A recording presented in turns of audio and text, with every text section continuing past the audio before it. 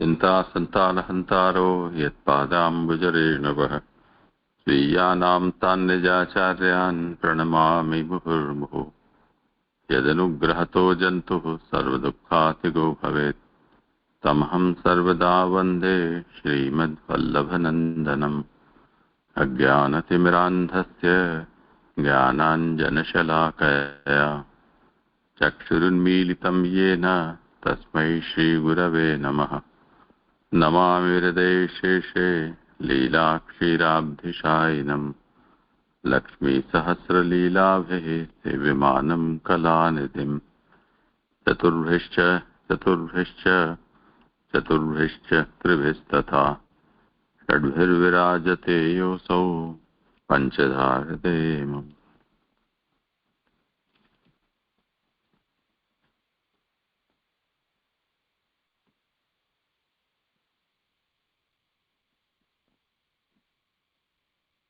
आज व्यास पूर्णिमा है, तो महर्षि वेदव्यास की वाणी श्रीमद् भागवत उसी का अवगाहन कर, आज न हो तो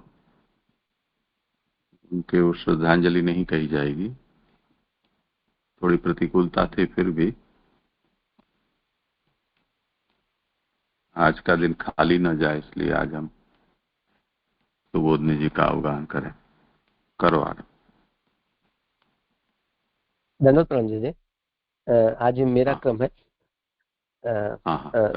अभी श्रीमद् भागवत की श्री महाप्रभु जी ने सुबोधनी जी एवं भागवतार्थ प्रकरण में सप्तदा व्याख्या प्रकट करी है। अभी हम भागवत जी के प्रथम स्कंद एवं उसके अंतर्गत तृतीय प्रकरण जो उत्तम अधिकार का है का अवगाहन कर रहे हैं। तृतीय प्रकरण में अध्याय 7 से 19 का समावेश है। अध्याय 7, 8 और 9 में दुख की हानि, 10, 11 और 12 में सुख का वर्णन, और अध्याय 13, 14 और 15 में मोक्ष का वर्णन है। और जो 3 अध्याय में मोक्ष का वर्णन है उनका 3 अध्याय 13 में बीज रूप से, अध्याय 14 में कार्य रूप से एवं अध्याय 15 में फल रूप से मोक्ष का वर्णन आया है। स्त्री और भाइयों सहित युधिष्ठिर ने भगवान श्री कृष्ण की भक्ति से यहाँ ही मुक्ति को प्राप्त कर लिया है। यह 15वें अध्याय का वर्णनीय विषय है। 14वें अध्याय में अपन ने देखा था कि युधिष्ठिर ने अर्जुन से प्रश्न पूछे थे। तो उन प्रश्नों के 2 प्रकार के प्रश्न थे, शोक का कारण और यादवों की कुशलता। तो जो शोक के कारण का जो अर्जुन ने उत्तर दिया कि उन उत्तर के श्लोक 5 से 21 में उनका वर्णन है, और श्लोक संख्या 22 से 26 तक यादवों की कुशलता का अर्जुन ने उत्तर दिया। फिर सूत जी ने अध्याय श्लोक 28 से 33 तक अर्जुन की कृतार्थता, युधिष्ठिर की कृतार्थता करने के लिए उसका निश्चय एवं कुंती जी की मुक्ति कही। अब श्लोक संख्या 35 से आगे का अवगाहन करते हैं। पृष्ठ संख्या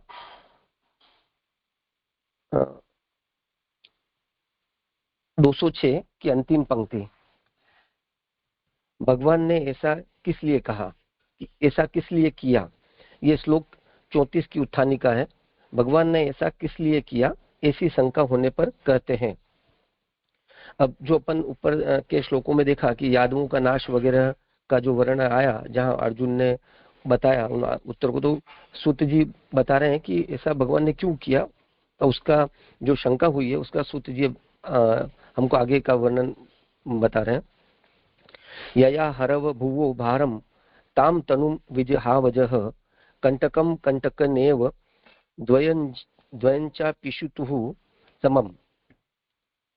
जिस प्रकार कांटे से कांटे को निकालकर कांटे का त्याग कर दिया जाता है, उसी प्रकार अजन्मा भगवान ने जिस शरीर को धारण करके पृथ्वी का भार दूर किया था, उस देह को छोड़ दिया, क्योंकि भार रूप शरीर तथा यादव रूप शरीर ये दोनों कार्य भगवान की दृष्टि में एक जैसे ही हैं। तो बोधनी जी, भगवान ने यादवों का संहार किया, इससे भगवान का आत्मपना होने से दोष नहीं। तो भगवान ने जो यादवों का संहार किया, तो अब वो संहार के कार्य में दोष क्यों नहीं है? क्योंकि प्रभु का आत्मपना है, प्रभु खुद है वहां। जो अपन बोलते हैं कि अगर जैसे अगर मेरा खुद आत्म हूं मैं, और अगर मैं खुद को ही अगर अपन कोई मैं कुछ भी प्रकार का कार्य कर रहा हूं खुद के संदर्भ में, तो उसमें दोष नहीं है। तो भगवान का आत्मपना होने से दोष नहीं है, ऐसा बताया। इसे स्पष्टतया कहते हैं कि सहायता के लिए लाए गए यादवों के शरीरों द्वारा भगवान ने पृथ्वी का भार उतारा था, उस शरीर का त्याग कर दिया, क्योंकि पृथ्वी का भार हरने रूपी कार्य हुआ। इसके बाद यादव रूपी शरीर को रखने का कोई प्रयोजन नहीं था। तो प्रभु ने यादवों का जो शरीर धारण किया था, वो यादवों के शरीर को धारण करने का उद्देश्य पृथ्वी का भार उतारना था, और वो कार्य संपूर्ण हो गया था। तब प्रभु को अब उस यादव रूपी शरीर को रखने का कोई प्रयोजन नहीं था, इसलिए उस शरीर का त्याग की बात कही गई। ऐसा करने में भगवान को अजह अजन्मा कहा है। यादवों का शरीर उत्पन्न हुआ, इससे यह कदापि सिद्ध नहीं हुआ कि भगवान उत्पन्न हुए हों। इस विषय में दृष्टांत कहते हैं कि जिस प्रकार शरीर में लगे हुए कांटे को फेंक दिया जाता है, उसी प्रकार यादवों के शरीर द्वारा पृथ्वी का भार उतार कर शरीर का त्याग कर दिया।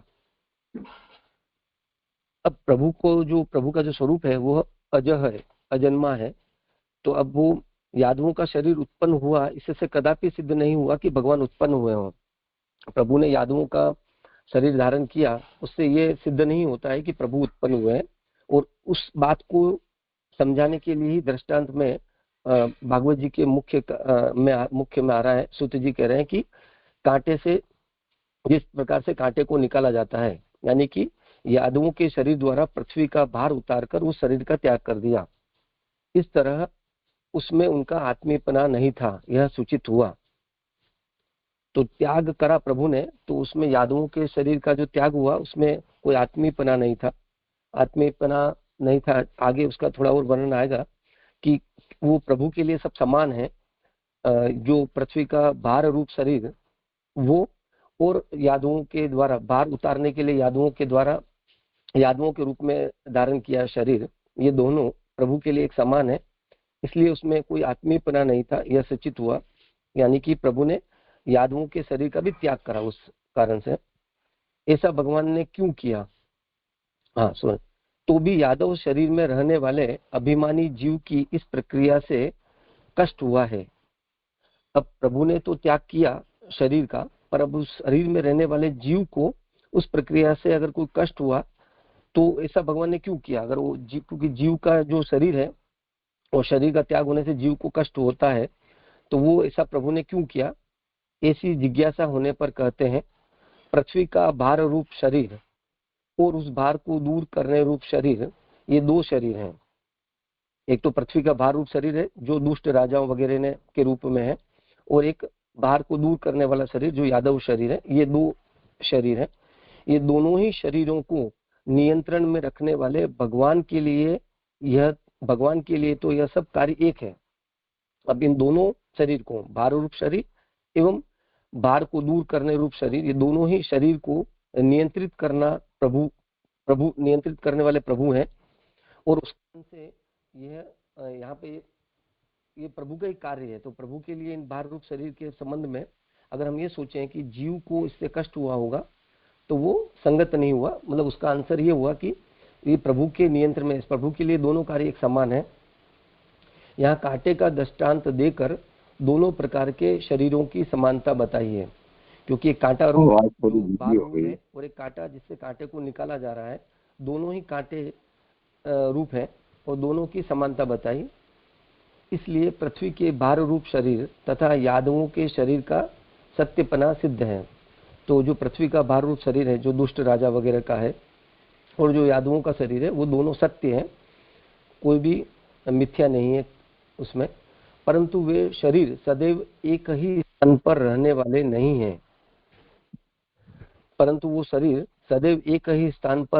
नहीं हैं। अतः उनका अनित्यपना भी बताया है। अब ये जो शरीर है, भार रूप शरीर एवं यादवों का शरीर, वो नित्य नहीं है, वो अनित्य है।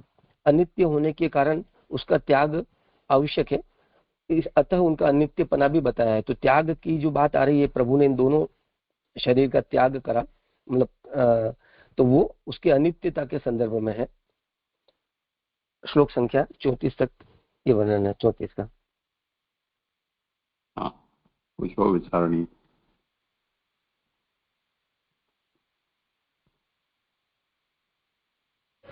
जय दंडित प्रणाम। जय जय जय जय। इसमें पंक्ति पहले आ रही है, भगवान ने यादों का संहार किया, इसे भगवान का आत्मना होने से दोष नहीं है। और नीचे पंक्ति आ रही है, इस तरह इनमें इनका आत्मीयपना नहीं था। ये दोनों पंक्तियां अलग अलग कैसे आ रही है जी? यहाँ इसका आशय मुझे ऐसा लग रहा है, समझ में आ रहा है कि जो एक तो प्रभु ने ही सब रूप प्रभु धारण करते हैं, तो उस संदर्भ में वहां ऊपर अगर हम पंक्ति को देखें तो वहां पे बताया जैसे भगवान का आत्मपना होने से दोष नहीं, क्योंकि प्रभु के द्वारा ही धारण किया हुआ वो रूप है, तो प्रभु का उसमें आत्मपना है। तो उस कारण से वहां पे उसका त्याग करना या संहार करना, मतलब जो अपना नहीं हो, दूसरा हो, अगर मैं उसका संहार करूंगा तो दोष रूप बन सकता है, पर मैं खुद ही हूं वहां पर और मैं खुद का ही संहार कर रहा हूं, तो वो दोष नहीं है। और जो नीचे बताया कि भार उतार कर उस शरीर का त्याग कर दिया, यादवों के शरीर द्वारा पृथ्वी का भार उतार कर उस शरीर का त्याग कर दिया, इस तरह उसमें उनका आत्मीयपना नहीं था। यहाँ आत्मीयपना समानता के संदर्भ में है, क्योंकि यहाँ पर दो शरीर की बात हो रही है, एक पृथ्वी का भार रूप शरीर और एक यादवों का जो भार दूर करने के लिए यादव रूप में धारण किया हुआ शरीर, वो दोनों प्रभु के लिए समान है। तो प्रभु का भार रूप जो यादवों में जो शरीर धारण किया है, उसमें प्रभु का कोई आत्मीयपना नहीं है, कोई विशिष्टपना नहीं है, प्रभु के लिए सब समान है। उस संदर्भ में यह बात आ रही है, ऐसा लग रहा है। जी जी, स्पष्ट नहीं हो रहा, आप स्पष्ट करिए।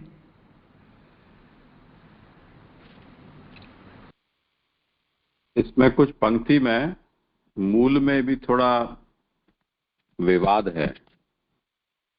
पुरुषोत्तम जी यहाँ इस प्रकार समझाते हैं कि महाप्रभु ने जब यहाँ ये लिखा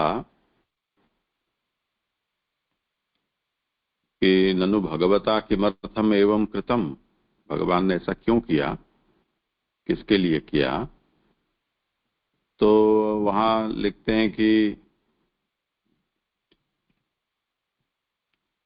जिस देह से भूमि का भार भगवान ने हल्का किया, उस देह का किया, मूल बात ये कहना चाहते हैं। तो यया अहरद भुवो भारम ताम तनुम विजहाउ अजह, भगवान अज हैं, ऐसे अज भगवान ने जिस तनु से भूमि का भार हरा, उस तनु का आपने त्याग किया। तो भूमि का भार हरने में भगवान ने यादवों के शरीर का उपयोग किया था, तो उस यादवों के शरीरों को भगवान ने हर लिया। तो भगवतो यादवोपसंहारे आत्मत्वात् न दोषाभावः।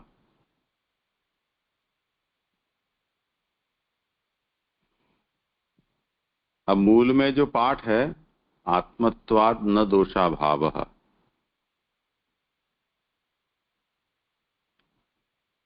तो जो यादव हैं वो भगवान ही ने यादवों का स्वरूप धारण किया होने से वो भगवान भी भगवान के वो आत्मा है, भगवान उनकी आत्मा है, ऐसा समझे। भगवतः यादवोपसंहारे आत्मत्वात्, भगवान उनकी आत्मा होने से में किसी प्रकार का दोष नहीं है।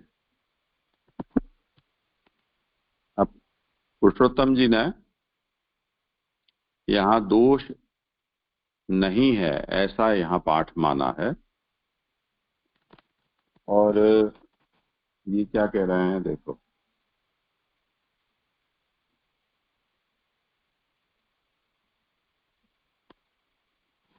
इन्होंने वही लिया है, पुरुषोत्तम जी वाला ही मत लिया है कि भगवान ने यादवों का संहार किया, इससे भगवान का आत्मापना होने से दोष नहीं। तो अब मूल वस्तु ये है कि भगवान ने इनका उपसंहार किया है, और वो उपसंहार का जो प्रकार है वो भी बड़ा विलक्षण है। उसे यहाँ कांटे से कांटा निकालते हैं, उस प्रकार का उदाहरण देकर समझाया है।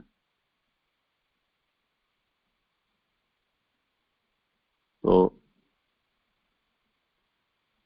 अब तो जो भूमि का भार उतार कर शांति स्थिति स्थापित हो गई थी, तो उन यादवों को वापस भेजना कैसे अपने स्थान पर, ये भी तो एक विकट बात थी, क्योंकि काल का भी प्रवेश द्वारका में नहीं था, ऐसा वहां का प्रभाव था।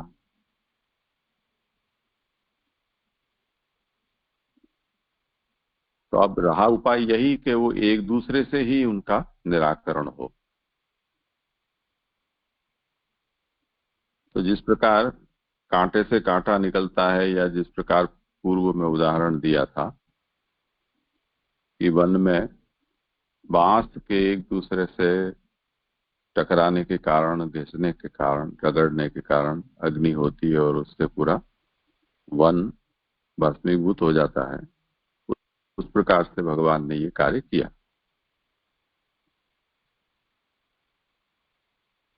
पर ये मेरा देह है, ये तुम्हारा देह है, लड़ने के लिए भी तो एक दूसरे के देह में मैं और तू, ऐसा भेद दृष्टि तो वहां भी आवश्यक है, और बिना देहाभिमान के ऐसा संभव नहीं है। तो जिनको ही देहाभिमान होगा उनको देह को छोड़ते हुए कष्ट तो होगा कि नहीं होगा। तो उस पर ये प्रश्न किया है कि ठीक है, भगवान उनकी आत्मा है, उस दृष्टि से देखा जाए तो इसमें दोष नहीं है, परंतु देहाभिमानी जीवों को देह का त्याग करते हुए क्लेश तो होता ही है। तो उसे आशंका उठाई है कि तथापि अभिमानी नाम जीवानाम क्लेशात कथम एवं। तो उसका यहाँ समाधान देते हैं कि द्वयम चापि शितु समम, मूल में।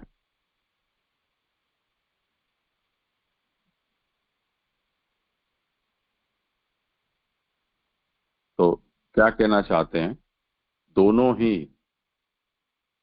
अब दोनों में क्या लेना, महाप्रभु ने तो इस विषय में कुछ भी नहीं कहा है। महाप्रभु केवल इतना लिखकर आपने यहाँ पर छोड़ दिया है कि नियंतु द्वयम समम। जो नियंता है उसके लिए ये दोनों ही एक समान थे।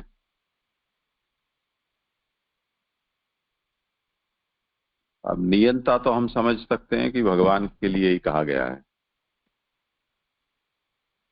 क्योंकि भगवान ही ये कार्य करने के लिए आपने अवतार धारण किया है, और इतना सब परिकर भी उन्हीं के कार्य को सहयोग देने के लिए आज्ञा दी थी, सो प्रकट हुए थे। तो नियंता का मतलब भगवान, ऐसे नियंता रूप जो भगवान है उनके लिए ये दोनों समान है। दोनों समान का मतलब एक तो हुए यादव, और दूसरे जिन यादव रूप से पृथ्वी पर भार रूप हो गए राजाओं का संहार भगवान ने किया, वो।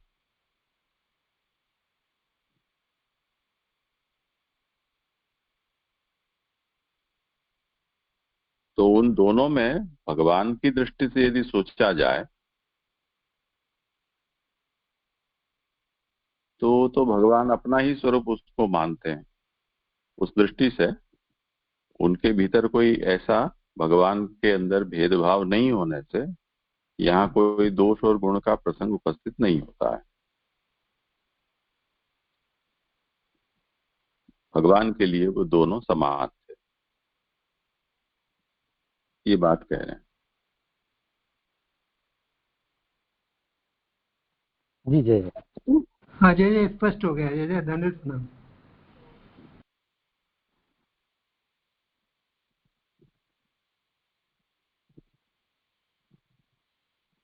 ठीक है, करें। आगे। हाँ हाँ। अ, अब 35वें श्लोक की उत्थानिका। अब भगवान में उक्त वास्तविकता को कुछ विशेषता से बताया जा रहा है। तो जो ऊपर बताया कि किस तरीके से प्रभु त्याग कर रहे हैं देह का, वो प्रभु के संबंध में उसमें कुछ विशेषता है। उस विशेषता को अब श्लोक संख्या 35 से बताया जाएगा। जिस प्रकार कोई नट स्त्री आदि का रूप धारण करता है और फिर उसे छोड़ देता है, उसी प्रकार भगवान मत्स्य आदि रूप लेते हैं और त्याग देते हैं। इस प्रकार जिस शरीर द्वारा पृथ्वी का भार उतारा, उस शरीर का परित्याग कर दिया। सुबोधनी जी, जिस प्रकार विभिन्न प्रकार से मनोरंजन करने के लिए नट यानी कि अभिनेता अथवा जादूगर अपने स्वरूप को ही स्त्री आदि के रूप में प्रदर्शित करता है और कार्य पूर्ण होने पर उसका परित्याग कर देता है, उसी प्रकार पृथ्वी का भार उतारने के लिए भगवान ने मनुष्य का वेश धारण किया और छोड़ दिया। यहाँ जो वेश धारण किया है वह वास्तविक नहीं है, इसलिए स्त्री आदि के वेश को छोड़ने वाले नट का दृष्टांत दिया है। अब यहाँ मुझे जो आशय लग रहा है वो वास्तविक नहीं है, मतलब जो जो वेश प्रभु ने धारण किया है वो वास्तविक नहीं है। उसके लिए जो नट का एग्जाम्पल यानी उदाहरण दिया है मूल श्लोक में, वो ये बताने के लिए कि ये प्रभु का वास्तविक स्वरूप नहीं है। मतलब माइक स्वरूप है ऐसी बात नहीं है, वास्तविक स्वरूप नहीं है, मतलब नित्य स्वरूप नहीं है। और अगर हम ऊपर के श्लोक में देखें जो अपन 34वें में, तो वहां पे भी उनका अनित्यपना बताया है शरीर का। तो वो त्याग के संदर्भ में उसका अनित्यपना आया। तो वो नित्य है, जो प्रभु का स्वरूप जो है, प्रभु जो देह धारण करते हैं वो भी नित्य होती है। तो उसके संदर्भ में तो फिर वो त्याग संभव नहीं है नित्य का। तो वो अनित्यता के संदर्भ में वह वास्तविक नहीं है, यह आशय मुझे यहाँ समझ में आ रहा है। और इसी को बताने के लिए नट का उदाहरण लिया गया कि नट जैसे जो कुछ भी कार्य करने के लिए जो उसको अभिनय करना है, उस अभिनय करने के लिए वो कोई भी रूप वेश धारण करता है, और वो अभिनय जब संपूर्ण हो जाता है तो उस रूप या वेश का वो त्याग कर देता है। इसी प्रसंग को ब्रह्मांड पुराण में कहा है कि श्री कृष्ण ने देह को नहीं छोड़ा, तो भी देह को छोड़ने वाले जीव के देह के समान उसके स्वरूप और आत्मा की समानता वाले लोक को अपना ही आत्मा बताया है। यहाँ यही अभिप्राय लिया जाना चाहिए। अब ये थोड़ा मेरे को कम समझ में आया यहाँ पर, लेकिन मैं जो इसको ये समझ रहा हूँ इस तरीके से कि श्री कृष्ण ने देह को नहीं छोड़ा, ये जो ब्रह्मांड पुराण में बताया उस आशय को ही यहाँ पे ग्रहण करना है। तो देह को छोड़ने वाले जीव के देह के समान, अब प्रभु ने देह, यहाँ अपन को बात आ रही है देह को छोड़ा है, तो देह को छोड़ने वाले जीव के देह के समान, जैसे इस भूतल पर जो कोई भी व्यक्ति देह धारण, अपन जीव जो देह धारण करता है और वो जैसे देह को छोड़ता है उसके ही समान उसके स्वरूप और आत्मा की समानता वाले लोक को अपना ही आत्मा बताया है। यहाँ यही अभिप्राय लिया जाना चाहिए। यदि एकदम मुझे स्पष्ट नहीं हो रही है पंक्ति। नहीं, इसको एक तो ब्रैकेट में डाल दो, क्योंकि ये सुबोधनी का अंश नहीं है, अनुवादक ने अपनी ओर से डाला है। अच्छा। तो इस प्रसंग को यहाँ से पूरा जो अनुवादक है उसके भाव है। अच्छा जी जी जी। तो श्लोक 35 यहाँ तक हुआ।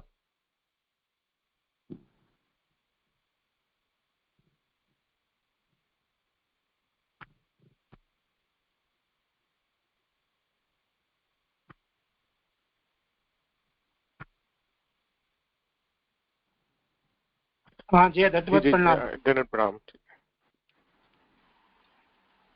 मेरी आवाज आ रही है? हाँ आ रही। हाँ मेरी आवाज। हाँ जी जी, यहाँ पे ये प्रश्न हुआ कि जैसे यहाँ जो उदाहरण दिया अभिनेता या नट का, तो ठाकुर जी ने जो स्वरूप धारण किया वो तो मूल स्वरूप था, ये माने। जैसे शुरू में महाप्रभु जी ने जो श्री कृष्ण की व्याख्या की, अगर उसको देखें तो यहाँ जो बात आई है कि उस देह को, जिस देह से यादवों का नाश किया और यादव स्वरूप में आप आए, जैसे राम जी रघुवंशी रूप में आए, तो फिर यहाँ एक प्रश्न उठता है जी कि स्वरूप तो वही है, आज जो हम सिद्ध कर रहे हैं मूल में जो स्वरूप है वही है, और उसी स्वरूप में आप पधारी, चाहे भले लौकिक भक्त मनुष्य की नहीं, उसी स्वरूप कोई तो उन्होंने स्वीकार किया, कोई अलग से रूप तो उनका होगा नहीं, क्योंकि हम श्रीनाथ जी को देखते हैं तो श्रीनाथ जी जैसे हैं वैसे ही है। तो यहाँ मेरा ये प्रश्न था कि मैंने उस देह को छोड़ दिया, तो वो देह और जो मूल में जो श्री कृष्ण की जो व्याख्या की गई है वो, तो उसको किस प्रकार समझना चाहिए जी? हाँ करें जी जी जी जी, मेरा भी यही प्रश्न था कि हम कहते हैं कि कृष्ण अवतार नहीं, अवतारी है, साक्षात प्रभु ही भूतल पर पधारे हैं। और वो जो ये इसके संदर्भ में था कि वहाँ ऐसा, यहाँ पे भी ऐसा आया है कि ये वास्तविक नहीं है, और हम इसी स्वरूप की हम फिर पूजा अर्चना सेवा आदि करते हैं। तो वही, और जो वो लास्ट का जो यानी जो ब्रह्मांड पुराण में आया है वो भी थोड़ा समझना था, वो वाक्य क्या कहना चाहते हैं जी? जी धन्यवाद, प्रणाम जी। हाँ मैं जो आपके प्रश्न को है, ये जो ब्रह्मांड पुराण का इन्होंने दिया है ना, वो पुरुषोत्तम जी ने प्रकाश में उसको इस प्रकार से वचन देकर और व्याख्या की है कि तथा च भूभार क्षपणार्थम यो मर्त्य वेशः तमपि इत्यर्थः। तो मूल में जो ये बात कही ना कि जिस प्रकार नट विभिन्न वेशों को धारण करता है और उसको जब उसका शो पूरा हो जाता है तो वो वेश उतार देता है, उसी प्रकार इसे भी समझना है। तो एवं इदमपि इत्यर्थः। वो नट का उदाहरण देखकर भगवान ने भी अपने रूप का जो उपसंहार किया है उसको उसी तरह से समझना है। तो उसमें अब यहाँ क्या समझना है, तो वो ये है कि भूभार को कम करने के लिए भगवान ने मर्त्य वेश धारण किया, उस मर्त्य वेश का भी आपने त्याग कर दिया। अब उस पर ये बात बताते हैं कि अत्र कलेवरस्य अवस्तुत्वम त्यक्तरी नट दृष्टांतात्। नट जो वेश धारण करता है उसमें नट का जो वेश है वो तो नट का खुद का स्वरूप नहीं होता है, इसलिए जो वेश है वो अवस्तुभूत माना जाता है।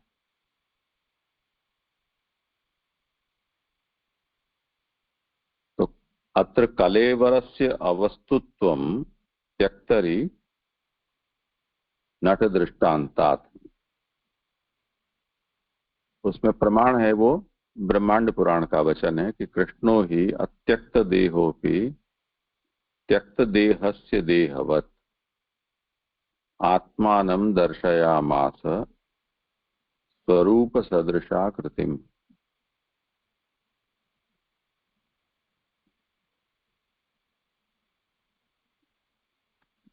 जिसका इन्होंने वचन दिया है कि श्री कृष्ण ने देह को नहीं छोड़ा, तो भी देह को छोड़ने वाले जीव के देह के समान उसके स्वरूप और आत्मा की समानता वाले लोक को अपना ही आत्मा बताया है। अब नट में बेचारा क्या है कि उसका तो जो स्वरूप है वो ही रहेगा।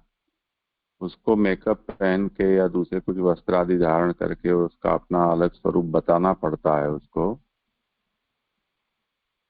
तो जो भी वो मेकअप करता है वो उसका खुद का स्वरूप नहीं माना जाएगा, उसके कारण वो अवस्तु कही जाएगी। ऐसा परंतु भगवान के संबंध में नहीं है। यानी भगवान जो रूप धारण करेंगे वो भी भगवान का खुद का ही होगा, क्योंकि सब कुछ जैसे ऊपर यादवों के संबंध में कहा कि जिनसे मारा वो यादव भी भगवान का ही रूप थे, और जिनको मारा भूभार रूप राजाओं को वो भी भगवान का ही कोई न कोई रूप थे। तो जो ईश्वर नियंता है उनकी दृष्टि से ये दोनों ही कोई उनसे भिन्न है तो है नहीं, और जब भिन्न नहीं है तो फिर किस बात का दोष है। तो वो जो कुछ भी कर रहे हैं वो अपने साथ ही कर रहे हैं। जैसे हम अपने शरीर को खुजलाते हैं, बड़ी मजा आती है। मच्छर अच्छा सा काटा हो, थोड़ा जोर से खुजलाने में खून भी निकल आता है। तो ऐसे में जिसको खुजली हो रही है उसको तो खुजलाने से आनंद ही होता है, दूसरे को ऐसा लगता है कि वो अपने आप को कष्ट दे रहा है।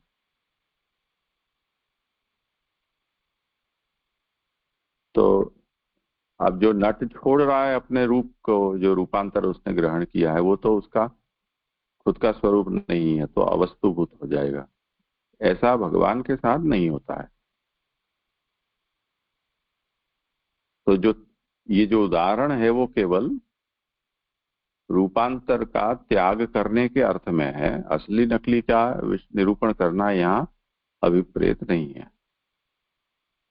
नट के संबंध में उसका धारण किया हुआ जो मेकअप है वो नकली है। यानी नकली का मतलब वो उसका स्वरूप नहीं है इस अर्थ में नकली। वो पदार्थ मायिक हो ऐसा उसका मतलब नहीं है, वो भी जगत प्रापंचिक पदार्थ ही होता है और वो भी सत्य ही होता है। तो केवल त्याग में ये दृष्टांत है, ऐसा समझना चाहिए। इसलिए ये ब्रह्मांड पुराण का वचन जो है वो ये बात कह रहा है कि श्री कृष्ण ने अत्यक्त देहो भी, देह को जिसने छोड़ा नहीं है श्री कृष्ण ने, तो उन्होंने देह को नहीं छोड़ा है। तो भी जिस प्रकार कोई मनुष्य जिसकी मृत्यु होने पर उसे देह का त्याग करना पड़ता है, उस प्रकार से भगवान ने भी अपना अभिनय किया है। आत्मानम दर्शयामास स्वरूप सदृश आकृतिम। तो क्योंकि भगवान को मनुष्यों के बीच में ये क्रीड़ा करनी है, तो मनुष्य की नीति रीति का अनुसरण करते हुए ऐसा ही प्रदर्शन भी किया है आपने।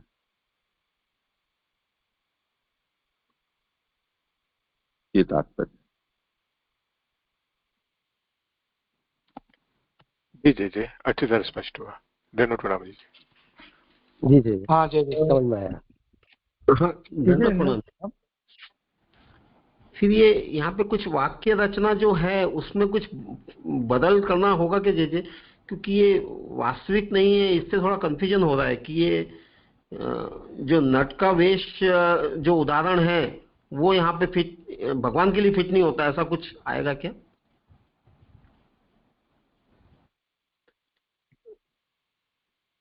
हाँ, तो इसे ये जो कहा ना कि यहाँ जो वेश धारण किया है वह वास्तविक नहीं है, तो वो नट के लिए ये बात हाँ कहा हाँ जा रहा है, भगवान के लिए नहीं। हाँ हाँ, अब जे क्लियर हो गया। धन्यवाद प्रणाम जी। हम्म, जय दंडवत प्रणाम। जय यहाँ पे पुरुषोत्तम सहस्त्र नाम का 73वां नाम आता है। जय मैं करूँ उसका वर्णन? हाँ, क्या है नाम पहले बोलो। नाम है जय लीला व्यामोह करता।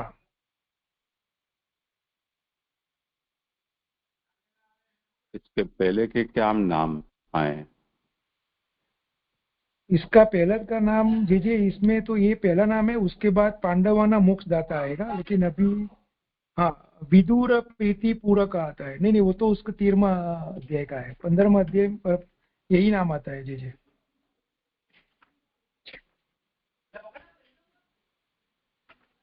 ये 15वें अध्याय में 2 नाम आता है, लीला व्यामोह करता और पांडवाना मोक्ष दाता। अच्छा हाँ ठीक है, पढ़ो। हाँ जी लीला व्यामोह करता, इसका वर्णन है कि लीलाओं द्वारा विशेष मोह उत्पन्न करने वाले, और दूसरा है कि लीला चेष्टा रूप काल से सबको मोह उत्पन्न करने वाले। वर्णन है कि आसुरी जीवों में व्यामोह उत्पन्न करने के लिए मनुष्य भाव से प्रकट होकर उनके जैसी कृति करके सर्व स्थानों में अत्यंत मोह को उत्पन्न करने वाले भगवान है।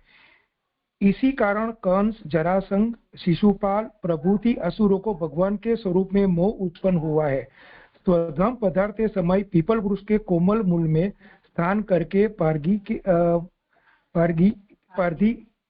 के बाण से चरणान्विन क्षत होने के निमित्त दर्शाकर आपने आसुर व्यामोह लीला करी है।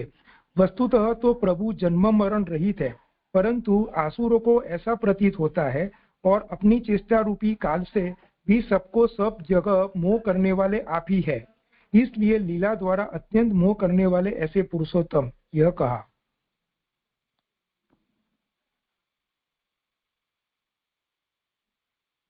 हाँ जी हाँ ठीक है, अब आगे ले लूं जय। हाँ करो। अब श्लोक संख्या 36 की उत्थानी का।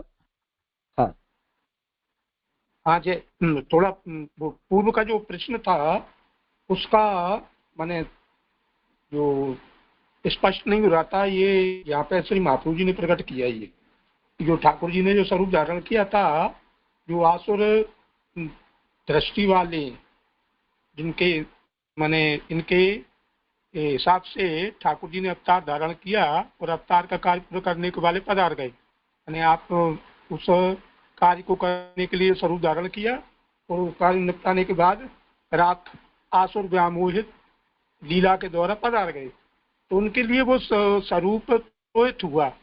मूल में तो ठाकुर जी विद्यमान है। यानी इससे माने महाप्रभु जी के 73वें नाम से ऐसा स्पष्ट होता है। पर यहाँ शरीर छोड़ने की बात नहीं है। क्या होने की? शरीर छोड़ने की बात नहीं आई।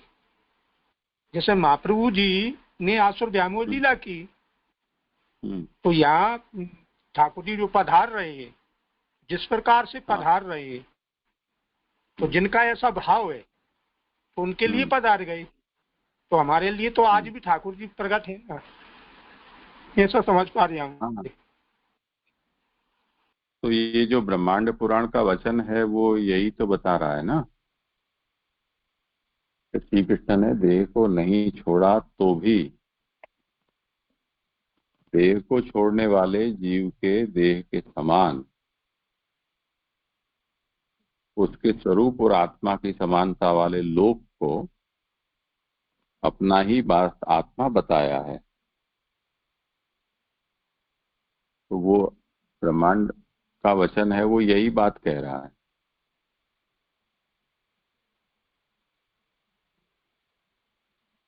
हाँ जी, आप क्लियर हो गया जी। वो पुराण का नहीं लग पा रहा था, अब महाप्रभु जी के इस नाम से स्पष्ट हो गया। जय धन्यवाद। और इसीलिए ये जो पूरा जो लीला है, इस लीला को और सब लीलाओं के विषय में न सही, विद्वन मंडन में इस विषय पर बड़ा शास्त्रार्थ श्री गोसाई जी ने किया है। और इस लीला को आपने वहां पर माया से की गई लीला ऐसा स्वीकार किया है।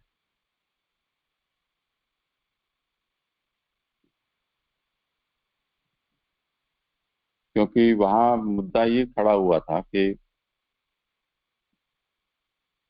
भगवान नित्य हैं, भगवान के जो गुणधर्म हैं वो भी नित्य हैं, भगवान की लीला भी नित्य है।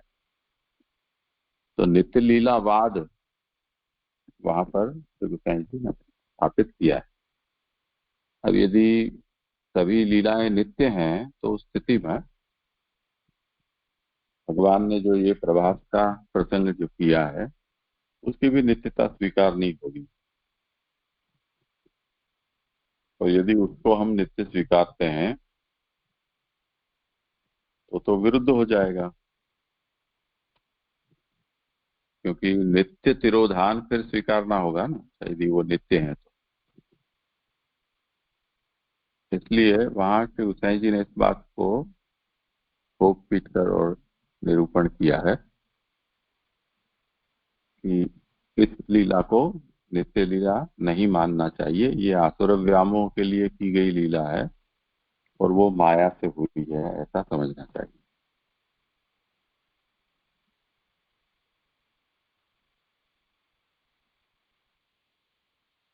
जी श्लोक 35 अब एकदम सही अर्थ में समझ में आया। जो मैं इसका अर्थ कुछ थोड़ा अलग ले रहा था मैं भी, आपने जो बताया और जो प्रश्न के संदर्भ में। अब श्लोक संख्या 36 की उत्थानिका, ऊपर वर्णित सत्यता कहने का अभिप्राय भगवान के पधारने के प्रसंग में उपयोगी बना है। उसे कहते हैं कि ऊपर जो वर्णन आया कि किस तरीके से प्रभु ने त्याग किया और प्रभु पधारे हैं, ये जो प्रसंग आ रहा है वो मतलब वो जो बात ऊपर आ रही है वो प्रभु के जो पधारने का जो प्रसंग अब आने वाला है उसमें ये उपयोगी बनेगी। उसे कहते हैं जिन भगवान की श्रेष्ठ कथा सुनने योग्य है, ऐसे भगवान मुकुंद ने जब अपने शरीर द्वारा इस पृथ्वी को छोड़ा, उस दिन से ही जिनका चित्त जागृत नहीं है उनके अमंगल का कारण रूप कलयुग प्रवृत्त हो गया। सुबोधिनी जी, सबको मोक्ष प्रदान करने के लिए भगवान ने अवतार धारण किया है। वे मोक्ष प्रदान करके पधार जाते हैं। मोक्ष में बाधा डालने वाले कलयुग के धर्मों का निरूपण किया है। तो जो प्रभु है वो मोक्ष प्रदान करने के लिए सबको प्रभु मोक्ष, जिसको भी मोक्ष देना है प्रभु जब भी अवतार धारण करते हैं वो उसका उद्देश्य ये होता है। और जब मोक्ष प्रदान करने का कार्य पूर्ण हो जाता है तो फिर प्रभु पधार जाते हैं। मोक्ष में बाधा डालने वाले कलयुग के धर्मों का निरूपण किया है। जब तक कलयुग के धर्म होते हैं तब तक मोक्ष नहीं होता, अतः यहाँ से बाहर निकलना ही शरण है। अब जो मोक्ष है वो, उसमें मोक्ष में जो बाधा है वो कलयुग के धर्म मोक्ष में बाधा डालते हैं। और जब तक कलयुग के धर्म होते हैं तब तक मोक्ष नहीं होता। और जब तक कलयुग के धर्म विद्यमान रहेंगे मोक्ष प्राप्त नहीं होगा। इसलिए कलयुग को छोड़ना पड़ेगा, मतलब कलयुग से बाहर निकलकर प्रभु की शरण में जाना होगा। यानी कि ऐसी जगह जाना होगा जहां कलयुग का प्रभाव न पड़ा हो, ऐसे स्थान पर चलना चाहिए जो प्रभु ही है। इसके अतिरिक्त अन्य स्थानों में तो भगवत स्वरूप अथवा ज्ञान का भाव होने से वहां रहना अच्छा नहीं। अतः युधिष्ठिर ने भगवान के साथ ही जाने का निश्चय किया है, उसे कहते हैं। अब जब प्रभु पधार गए हैं तब युधिष्ठिर भी भूतल से पधारने का जो निर्णय कर रहे हैं वो उसका कारण ये है कि अब यहाँ पर कलयुग का प्रवेश हो गया है और कलयुग का प्रवेश होने से अब मोक्ष जो है वो प्राप्त नहीं हो सकता है। तो जहां प्रभु हैं वहीं प्रभु की शरण में जाना चाहिए, ये युधिष्ठिर ने निश्चय किया। यह सारा जगत काल रूप है और कलयुग काल का मल रूप है। काल के स्वामी माधव हैं। जिस स्थान में से भगवान तिरोहित हो जाते हैं वह स्थान हीन माना जाता है। तो ये जगत जितना भी है वो काल रूप है, इसलिए इसकी जो उत्पत्ति नहीं, मतलब इसका जगत का प्रागट्य जो 6 प्रकार के दोष हैं, उत्पन्न होना, विद्यमान होना, बढ़ना और नाश होना वगैरह जो दोष हैं वो जगत में विद्यमान होने के कारण जगत को काल रूप कहा है। और उस काल रूप जगत में कलयुग जो है वो काल का मल रूप है। काल के स्वामी माधव है, प्रभु जो है वो काल के स्वामी है। जिन स्थान में से भगवान तिरोहित हो जाते हैं वह स्थान हीन माना जाता है। जहां से प्रभु का तिरोधान हुआ है वह स्थान हीन हो जाता है, क्योंकि वहां पर कलयुग जो काल रूप है, काल का मल रूप है, उसका प्रवेश हो जाता है। इस विषय में दृष्टांत दिया जा रहा है कि जिस प्रकार अग्नि बूझते ही लकड़ी राख हो जाती है और वह हीन कहलाती है, उसी प्रमाण से जिस स्थान में से भगवान पधार जाते हैं वह देश भी हीन हो जाता है। तो जैसे अग्नि में जैसे काष्ठ में यानी कि लकड़ी में अग्नि विद्यमान होती है और वो जब लकड़ी जल जाती है और राख रूप बन जाती है तो वो हीन हो जाती है, उसका रूप परिवर्तित हो जाता है। जब वो लकड़ी रूप है तब तक वो हीन नहीं है कि उसमें अग्नि का विद्यमानता है। उसी प्रकार से जब जिस स्थान से प्रभु पधार जाते हैं तो वह देश भी हीन हो जाता है। राख के उदाहरण से समझा जा सकता है इसको। काष्ठ में अग्नि होने पर उसे राख के समान हीन नहीं माना जाता, और जो कि काष्ठ में अग्नि विद्यमान होती है तो वो काष्ठ जो है वो राख के समान हीन नहीं है। उसी रीति से जिस देश में से भगवान तिरोहित न हुए हो वह देश हीन नहीं गिना जाता। युधिष्ठिर जी को दूसरे स्थान में जाने की इच्छा इसलिए हुई क्योंकि वे भक्त हैं, उनके हृदय में भगवान विराजते हैं। अब जिस स्थान से प्रभु का तिरोधान हो जाता है तो वो राख रूप हो गया, मलिन हो गया, पर अगर प्रभु विद्यमान है तो वो हीन नहीं है।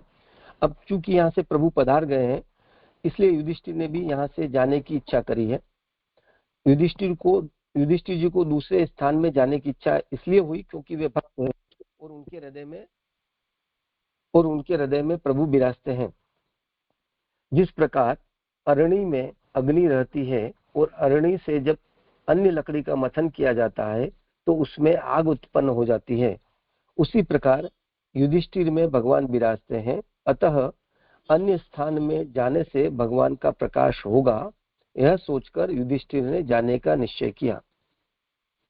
अरणी का मतलब वो एक ऐसी लकड़ी जिसको घिस कर आग प्रकट करी जाती है, उसको अरणी कहते हैं। तो जैसे अरणी होती है उसको लकड़ी के ऊपर अगर मथन करें, घिसे, तो लकड़ी में से आग जैसे प्रकट, अग्नि जैसे प्रकट होती है, उसी प्रकार युधिष्ठिर में भगवान विराज रहे हैं। अब युधिष्ठिर यहाँ से अभी हस्तिनापुर से त्याग करके प्रस्थान करने का जो विचार कर रहे हैं, तो वो जब अन्य स्थान पर जाएंगे वहां पर भगवान का प्रकाश होगा, यह सोचकर युधिष्ठिर ने जाने का निश्चय किया। भगवान मुकुंद हैं और वे मुक्ति के लिए ही अवतार लेते हैं। ऐसा होने से भगवान ने मुक्ति का उपसंहार किया है। प्रभु जो है मुकुंद रूप है, मुक्तिदाता है, वो मुक्ति के लिए अवतार लेते हैं और प्रभु अब पधार गए हैं, ऐसा जो बात आ रही है, तो अब मुक्ति का उपसंहार हुआ है। यूं तो भगवान का, अब ये मेरे को लगता है थोड़ी अब शंका की बात में जा रही है। यूं तो भगवान का सब स्थल में नित्य संबंध होने से उन्होंने किसी भी स्थल का त्याग नहीं किया है, तो भी प्रकट हुए परमानंद स्वरूप ढके हुए रूप में बताए गए थे और उसी स्वरूप से उन्होंने पृथ्वी का त्याग किया है, ऐसा कहा है। यूं तो भगवान सब स्थल में नित्य संबंध होने से उन्होंने किसी भी स्थल का त्याग नहीं किया। अब जो बात आई कि भी प्रभु ने तो त्याग किया है, ये जो बात आ रही है तो उसको कैसे समझ रहे हैं, क्योंकि प्रभु तो सब स्थल में प्रभु का नित्य संबंध है। अब नित्य संबंध होने के कारण कोई स्थल का त्याग संभव नहीं है, तो भी प्रकट हुए परमानंद स्वरूप ढके हुए रूप में बताए गए थे, उसी रूप स्वरूप से उन्होंने पृथ्वी का त्याग किया है। तो जैसे मुझे जो समझ में आया, जे ने बताया कि कैसे प्रभु ने आंसू व्यामोह लीला करी, और वहां पे गुसाई जी ने भी हमको बताया कि कैसे प्रभु ने माया का वहां पर माइक लीला करी। तो प्रभु ने जो अपना परमानंद स्वरूप है वो ढका हुआ है, उस परमानंद स्वरूप जो ढका हुआ है, जो लोगों को, किसी को सिर्फ भक्त हृदय को ही, जिनको प्रभु का ये परमानंद स्वरूप समझ में आता है, दिखता है, और बाकी जो अन्य को जो स्वरूप प्रभु का दिखाई दे रहा है वो अन्य देह रूप समझ में आ रहा है उनको, उसी स्वरूप से उन्होंने पृथ्वी का त्याग किया है। तो प्रभु का जो परमानंद स्वरूप है उससे प्रभु ने भूतल का त्याग नहीं किया है। जो आसुर हैं, जो प्रभु के स्वरूप को नहीं समझ पा रहे हैं, वो प्रभु के देह को अन्य एक जीव की तरह समझ रहे हैं, उस संबंध में उनका पृथ्वी का त्याग समझना है, ऐसा कहा है। वैसे अपरिच्छिन्न स्थिति तो वे सब स्थल पर, ऐसा कहा है, वैसे अपरिच्छिन्न स्थिति में तो वे सब स्थल पर विराजमान है ही। अब प्रभु तो अपरिच्छिन्न है, कोई भी जगह पे प्रभु की कोई सीमा नहीं है कि प्रभु यहाँ है और वहां नहीं है, अपरिच्छिन्न प्रभु हर जगह विद्यमान है, तो प्रभु तो हर स्थल पर विद्यमान है ही। इसको बताने के लिए मूल में तनवा जहो शरीर द्वारा छोड़ना कहा है। सशरीर पृथ्वी का त्याग किया है। कितने ही ऐसा भी अर्थ करते हैं जो कि उचित नहीं। कई इस प्रकार का अर्थ करते हैं कि ठाकुर जी ने सशरीर पृथ्वी का त्याग किया है। महाप्रभु जी बता रहे हैं कि वो उचित अर्थ नहीं है। प्रभु ने जो शरीर का जो त्याग किया है वह सिर्फ आसुर व्यामोह के संदर्भ में ही उसको समझना है। पृथ्वी को छोड़ने की बात पहले तो कही नहीं गई और पश्चात नट के समान देह त्याग की बात कही गई है। अब कहीं पे भी पृथ्वी को प्रभु ने छोड़ा है वो बात आई नहीं है, मतलब सदेह देह सहित प्रभु ने पृथ्वी को छोड़ा ऐसी बात नहीं आ रही है। और जैसा कि अभी अपन ने श्लोक संख्या 35 में देखा कि नट के समान देह का त्याग किया है, तो उसी संदर्भ में समझना है कि वो जो किसी को ये अनुभूत हो रही है देह कि जो प्रभु ने ये देह धारण की, ये भूमि का भार उतारने रूप, वह देह का त्याग किया है, पर मूल में प्रभु ने देह का त्याग नहीं किया है। प्रभु ने सशरीर पृथ्वी का त्याग नहीं किया है। मतलब इसलिए छोड़े हुए शरीर का वस्तुपना न होने से अपूर्व विधि यानी कि अत्यंत अप्राप्ति को अपूर्व कहते हैं, अथवा अनुवाद की स्थिति में सह यानी कि साथ अर्थ के लिए तृतीया विभक्ति की संभावना नहीं है। अब ये मेरे को थोड़ी पंक्ति अच्छे से समझ नहीं आई है, मतलब मेरे को भी ये लग रहा है कि शायद मैं श्लोक भी थोड़ा गलत अर्थ कर रहा हूँ। जे इसमें स्पष्टता करेंगे कि जो नित्यता के संदर्भ में प्रभु जो है वो नित्य है। नित्य होने के संदर्भ में प्रभु ने भूतल का यानी कि देह का त्याग नहीं किया है। जो प्रभु के देह को भी अनित्य समझ रहे हैं उस संदर्भ में देह त्याग का वर्णन है। भगवान ने जब पृथ्वी को छोड़ दिया तो बाद में उत्पन्न होने वाले भक्तों का उद्धार कैसे होगा।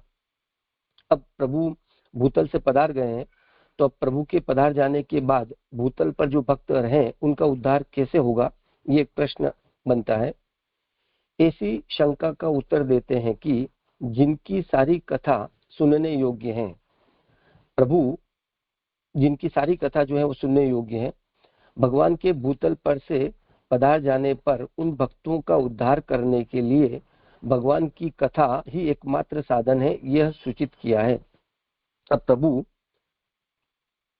देह मतलब भूतल से प्रभु पधार गए ऐसा जो आभास हो रहा है, उस आभास में अगर ये प्रश्न पूछा जाए कि तो अब भक्तों का उद्धार कैसे होगा, तो बताया कि प्रभु की जो कथा है भागवत रूप, वो भूतल पर विराज रही है और वो भागवत रूप कथा भक्तों का उद्धार करेगी। वही एकमात्र साधन कलयुग में है। जिस समय भगवान भूतल पर से पधारे वह समय प्रातः काल था, ऐसा संप्रदाय को जानने वाले कहते हैं। उसी दिन प्रातः काल से कलयुग प्रवृत्त हो गया। तो प्रातः काल जब प्रभु पधार गए उसी प्रातः काल से कलयुग की प्रवृत्ति हो गई। जिनके ऊपर भगवान का कृपा कटाक्ष है तथा इसी कोटि के भगवान के मार्ग में रहने वाले भक्त विद्यमान हैं, तो फिर कलयुग की प्रवृत्ति कैसे हो गई। अब जो प्रभु ने जिसके ऊपर कृपा रखी हुई है, जिसके ऊपर प्रभु की कृपा है, वो ऐसे जीव अभी मार्ग में है, विद्यमान है, और फिर प्रभु भूतल पर से पधार गए और कलयुग की प्रवृत्ति हो गई है अब भूतल पर, तो ऐसा कैसे संभव हुआ है, ऐसा क्यों हुआ है। उस प्रसंग में कहते हैं कि जिनका चित्त जागता हुआ नहीं है, कलयुग उनका ही अकल्याण करता है। अतः कलयुग का आगमन सबके लिए नहीं है। जो भूले पड़े हैं, असावधान है, कली का आना उन्हीं के लिए है। तो अब जो कलयुग आया है वो किसके लिए है, जो जिनका चित्त जागरूक नहीं है, अर्थात जो अपने मूल स्वरूप को भूल गए हैं कि मैं जीव रूप हूँ, मैं प्रभु का दास हूँ, प्रभु का सेवक हूँ, और वो जो अपने स्वरूप को भूल चुके हैं और वो भूल गए हैं और उसके कारण वो असावधान है, क्योंकि वो भूल गए हैं अपने स्वरूप को। कलयुग का प्रवेश उन्हीं के लिए है। और जो अपने स्वरूप को जिन्होंने स्मरण है, यानी कि जिनका चित्त जगा हुआ है, कलयुग का प्रवेश उनके लिए नहीं है। तो जो शंका है उसका समाधान हो जाता है कि जो भगवान के जो कृपा कटाक्ष वाले जीव हैं, जो अभी भूतल पर विद्यमान है, तो फिर कलयुग का प्रवेश क्यों? तो उनके ऊपर प्रभु की कृपा के कारण उन्हें अपने स्वरूप का ज्ञान रहेगा, और जब उनको अपने स्वरूप का ज्ञान रहेगा तो उनके लिए कलयुग का आगमन नहीं होगा। जो सदैव खिले कमल के समान रहते हैं, जिन्हें संकुचित होने का यानी बंद होने का भय नहीं है, उनके लिए सूर्य अस्त हो जाने का कोई भय नहीं है। इसके अतिरिक्त जो कमल है उनमें तो सूर्यास्त, जो सदैव खिले कमल के समान रहते हैं, जिन्हें संकुचित होने का भय नहीं है, उनके लिए सूर्य, जो भी स्वरूप को जान रहा है जीव, वो कैसा है कि वो सदैव खिला हुआ कमल के समान है, यानी उसको कभी वो बंद हो जाएगा, संकुचित हो जाएगा, उसको ऐसा भय नहीं रहता है कि जब सूर्य अस्त होगा तब वो भय वो बंद हो जाएगा। ऐसा भय जिसको नहीं है उसमें कलयुग का प्रवेश नहीं है। इसके अतिरिक्त जो कमल है उनमें तो सूर्यास्त के बाद अंधकार होने पर कीड़े आदि का निवास हो जाता है, परंतु ज्ञान द्वारा जिनका चित्त खिला हुआ है और प्रभु की भक्ति होने से जो कभी संकुचित नहीं होते, कलयुग उनका अनिष्ट नहीं कर सकता। तो जो कमल है, जो लोक में कमल, और जो ज्ञान से जिनका हृदय खिला हुआ है, उन दोनों में एक, उनके उदाहरण में एक ये अंतर है कि कमल में जब सूर्यास्त के बाद अंधकार में उसमें कीड़े होने का डर है, क्योंकि उसमें कीड़े का प्रवेश हो जाता है सूर्य के चले जाने के बाद। पर जो ज्ञान से जिनका चित्त खिला हुआ है, उनका प्रभु की भक्ति होने के कारण, ज्ञान के कारण भक्ति है उनके अंदर, और वो कभी संकुचित नहीं होता, यानी वो कभी बंद नहीं होता। इसलिए उसमें अंधकार, बंद होने पर अंधकार आएगा तो कीड़े की संभावना है, तो वो नहीं है, इसलिए वहां पर कलयुग उनका अनिष्ट नहीं कर सकता। ऐसे जो जीव है उनका कलयुग अनिष्ट नहीं कर सकता। यहाँ तक श्लोक संख्या 36 तक वर्णन आया।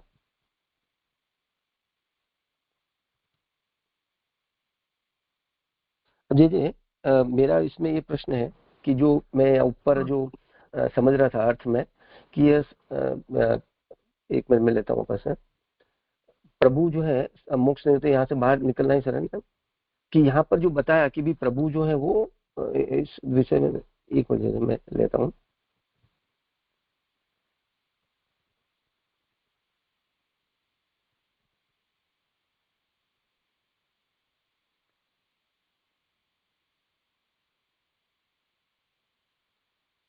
ये जो यहाँ पर आया, वैसे ये भगवान मुकुंद है और वे मुक्ति के लिए ही अवतार लेते हैं, ऐसा होने से भगवान ने मुक्ति का उपसार किया है।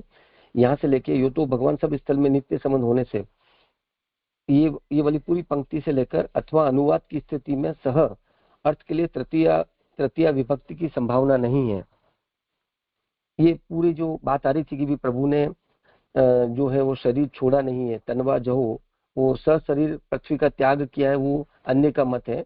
ये जो पूरा संदर्भ था वो मुझे नहीं समझ में आया। हाँ, तो ये जो मूल में है ना, इमाम महिम जहौ स्वतन्वा, इस मही यानी पृथ्वी को भगवान ने अपने स्वतन्वा जहौ, अपने शरीर द्वारा छोड़ा। उसके विषय में ये शास्त्रार्थ यहाँ महाप्रभु ने किया है कि इसका क्या अभिप्राय समझना चाहिए।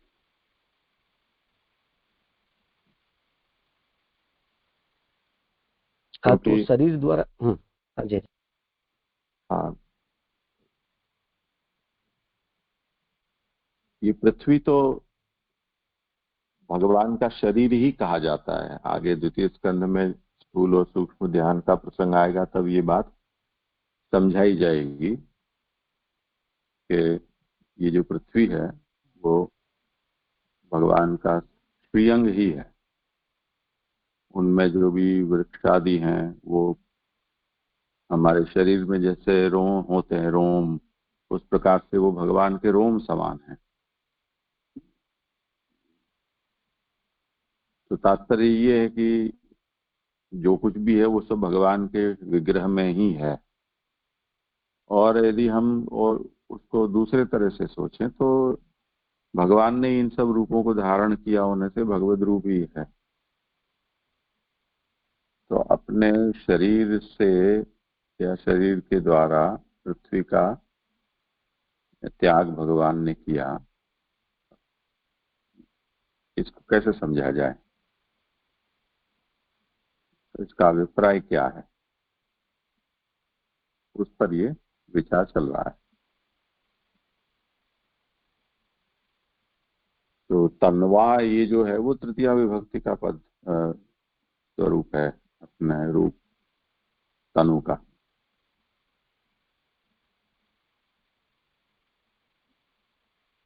तो इसका मतलब ये निकलना चाहिए कि जो भगवान ने अवतार के लिए जो एक अपने स्वरूप में परिच्छेद प्रकट किया है, जिससे कि हम सब भगवान के उस रूप का दर्शन कर सकें या उनके साथ व्यवहार कर सकें, तो भगवान तो परिच्छिन्न नहीं होते हैं, पर फिर भी मनुष्यों के साथ लीला करने के लिए आपने अपने अपरिच्छिन्न स्वरूप में किसी प्रकार का परिच्छेद धारण किया है।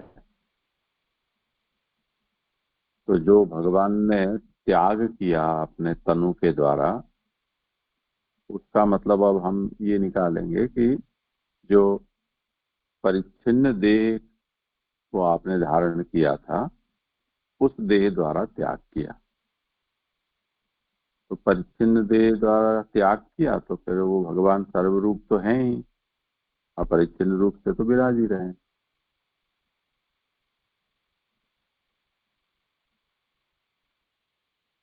जी जी एकदम स्पष्ट हुआ मेरे को।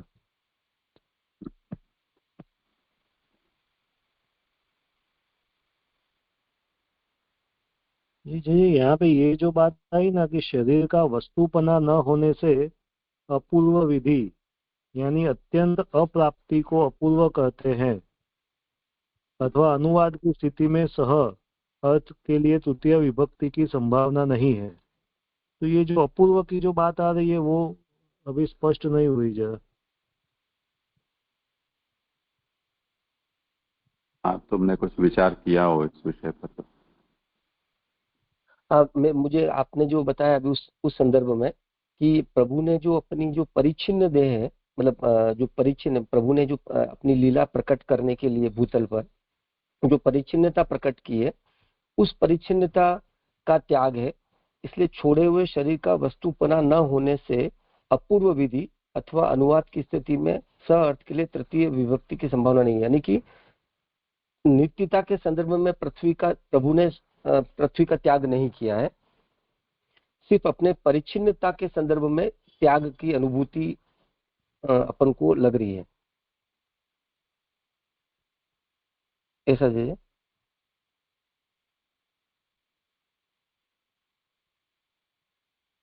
जी स्पष्ट नहीं हुआ जी थोड़ा। देखो 35वें श्लोक में ये विषय आया कि यथा मत्स्यादि रूपाणी धत्ते जहियाद यथा नटः भूभार क्षपितो ये न जहौ तच्च कलेवरम।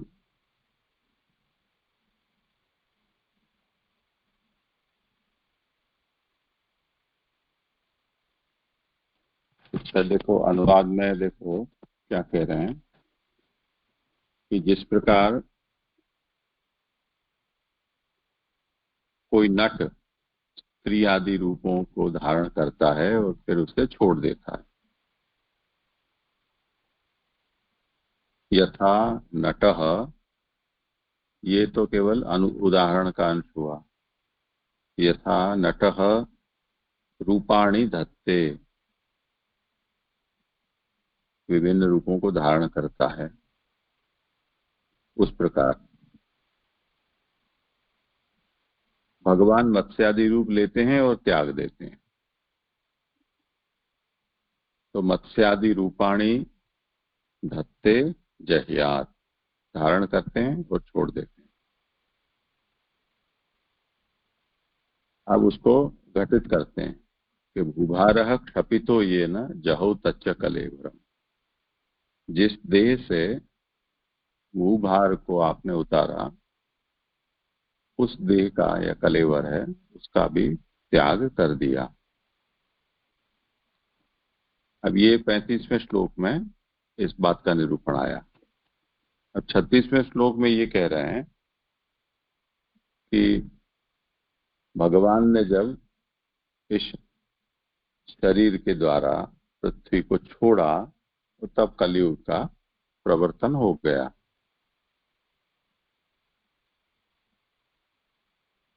तो पूर्व श्लोक में जो निरूपण आया वो भी तो यही सी बात के लिए आया था कि भगवान ने देह त्याग कर दिया या भूतल का त्याग किया। तो यहां भी यही बात कही गई है। तो ये एक की एक बात किस अभिप्राय से कही जाती है?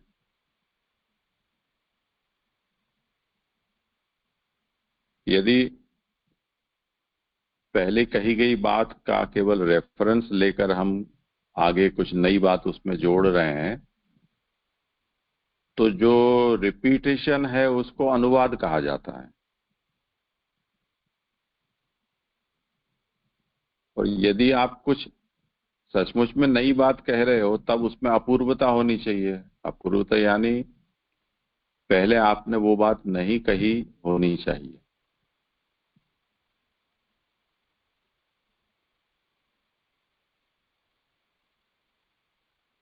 तो या तो अपूर्वता हो या अनुवाद हो, ये दो परिस्थिति है। तो इसमें अपूर्वता क्या है और अनुवाद क्या है, दो में से क्या है, ये हमें सोचना होगा। तो उसके लिए ये कह रहे हैं कि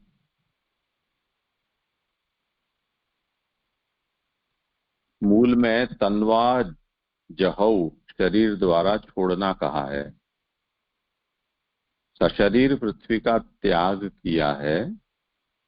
कितने ही ऐसा भी अर्थ करते हैं जो उचित नहीं है। महाप्रभु का ये अभिप्राय नहीं है कि भगवान ने सशरीर त्याग किया हो। अब पृथ्वी को छोड़ने की बात पहले तो कहीं नहीं गई। पहले यानी ये 36वें श्लोक से पहले कि भगवान ने पृथ्वी छोड़ी ऐसा नहीं कहा है। शरीर का परित्याग किया, केवल इतना वहां पर कहा है। कलेवरम जहौ, इतना ही तो कहा है, वहां पृथ्वी का त्याग करने की बात तो कही नहीं है। तो वो बताते हैं कि पृथ्वी को छोड़ने की बात पहले तो कही नहीं गई और पश्चात यानी 36वें श्लोक में नहीं 34वें में ही नट के समान देह त्याग की बात कही गई। तो कैसे कही? यथा मत्स्यादि रूपाणी धत्ते जहियाद यथा नटः, वहां नट के समान देह त्याग की बात की। इसलिए छोड़े हुए शरीर का वस्तुपना न होने से अपूर्व विधि, जो छोड़ा है वो वस्तुभूत नहीं है। जैसे नट के उदाहरण में हमने देखा था, तो भगवान परिच्छिन्न तो होते नहीं है। तो जो परिच्छिन्न रूप को दिखाकर भगवान मनुष्य रूप में हमें प्रतीत होते हैं, तो वो वस्तुभूत तो नहीं हुआ। वो देह का जब भगवान ने त्याग किया, तो भगवान का वो सारथी वहां आया था दारूक। उस दारूक को भगवान ने कहा कि तुम शंखोद्धार जाओ, वहां हमारे परिवार की महिलाएं और बच्चे हैं, बूढ़े हैं, उनको ये सब समाचार देना और पीछे अर्जुन आएंगे और वो तुमको ले जाएं। तो वो भारी हृदय से दारू न चाहते हुए भी भगवान की आज्ञा थी तो गए। और उसके बाद भगवान ने भी असुर व्यामोह लीला की। तो उसका जो वर्णन आता है उसमें अभी इसी में आगे आएगा कि संसार के समस्त देवी देवता ये अद्भुत दर्शन करने के लिए आए कि भगवान किस प्रकार से पधारेंगे। और उसमें उनको ये भी अपेक्षा थी कि भगवान अपने लोक में पधारते वक्त बीच में यदि हमारे लोग भी आते हों तो हो सकता है कि हमें भी प्रभु के चरण हमारे लोक में पधराने का अवसर मिल जाए। तो ऐसी अभिलाषा रखते हुए वो सब वहां पर दर्शन करने के लिए उपस्थित हो गए। पर उन सबको आश्चर्य में रखते हुए भगवान तो पता भी न चला किसी को उस प्रकार से स्वधाम में प्रविष्ट कर गए। तो देवता सब ठगे रह गए। तो न तो देवताओं को कुछ समझ में आया और न यहाँ पर किसी को कुछ समझ में आया। तो उस संदर्भ में यहाँ ये कहा जा रहा है कि इसलिए छोड़े हुए शरीर का वस्तुपना न होने से अपूर्व विधि अथवा अनुवाद की स्थिति में सहार्थ के लिए तृतीया विभक्ति की संभावना नहीं है। जो तृतीया है वो सहार्थ तृतीया, ये व्याकरण का नियम है। जैसे रामेण सह कृष्ण, तो राम के साथ कृष्ण, बलराम के साथ कृष्ण, तो उसमें तृतीया विभक्ति का प्रयोग सहार्थ होता है। उस तरह से यदि देह का त्याग है वो भी देह के साथ त्याग किया, इस प्रकार का यहाँ अर्थ अभिप्रेत होता तो यहाँ तृतीया उस अर्थ में हो सकती थी, परंतु यहाँ उस अर्थ में भी तृतीया नहीं है, ये यहाँ कहना चाह रहे हैं। क्योंकि वो देह तो वस्तुभूत थी नहीं, क्योंकि वो तो भगवान का स्वाभाविक स्वरूप नहीं है, वो लीलार्थ धारण किया गया स्वरूप है। तो नट की तरह भगवान ने उसका त्याग किया। ये बात समझा। जी जी जी जी, बहुत अच्छी तरह से स्पष्ट हुआ। धन्यवाद प्रणाम जी। जी इस श्लोक में पूर्व में ये सब बताया कि युधिष्ठिर ने ये कैसे निश्चय किया छोड़कर सब कुछ जाने के लिए, यानी ये सब आ रहा है कि कली का प्रवेश हो गया है और जिस स्थान पे प्रभु नहीं विराजते हैं वो हीन स्थान कहलाता है और भगवान मुकुंद है और वे मुक्ति देने के लिए उन्होंने अवतार धारण किया है। तो प्रभु पधारने से अभी उस मुक्ति का उपसंहार भी हो चुका है। और जी फिर आगे जाके ऐसा आता है कि प्रभु भले पधारे हो लेकिन प्रभु की जो कथा है वो तो यहाँ है, मैंने आगे मुक्ति के लिए, और जिनका चित्त जागृत है उनका काल यानी कलिकाल कुछ भी नहीं कर सकता। तो जो ये ऊपर और आगे जाके फिर उस थोड़ा यानी विपरीत जैसा आ रहा है।